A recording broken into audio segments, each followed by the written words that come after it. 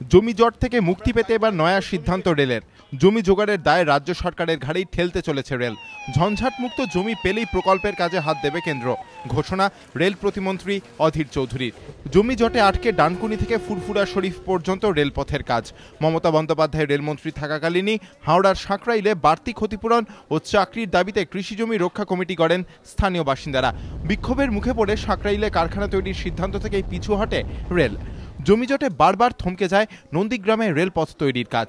এবার থেকে রেল মন্ত্রক কোনো প্রকল্পের কাজে হাত লাগালে জমির ব্যবস্থা রাজ্য সরকারকেই করে দিতে হবে, এমনকি প্রকল্পের খরচের অর্ধেক ব্যয়ভার সংশ্লিষ্ট রাজ্যকেই দিতে হবে। নতুন এই প্রকল্পের পোশাকি নাম স্পেশাল রেলওয়ে প্রজেক্ট। রবিবার হলদিয়ার হাতিবেড়িয়ায় ডিএমইউ কোচ ফ্যাক্টরির পরিদর্শনে গিয়ে রেল প্রতিমন্ত্রী অধীর চৌধুরী বলেন, বিভিন্ন জায়গায় জমি জটে আটকে রয়েছে রেলের প্রকল্প। সেই সমস্যা থেকে মুক্তি পেতেই রেলের এই নয়া বিধান বলে জানান মন্ত্রী।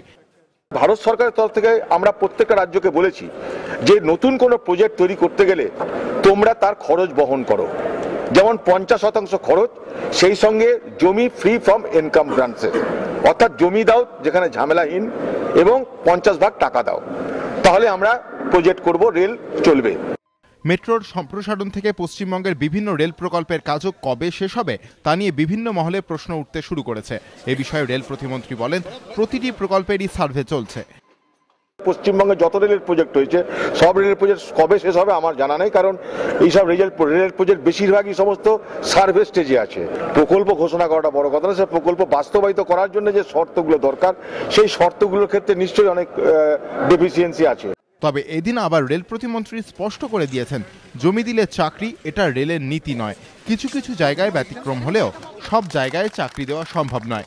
এদিন হলদিয়ার নন্দরামপুরে গিয়ে এবিজি গোষ্ঠীর কর্মচ্যুত শ্রমিকদের সঙ্গেও দেখা করেন রেল প্রতিমন্ত্রী। বিটন চক্রবর্তী, এবিপি আনন্দ, হলদিয়া।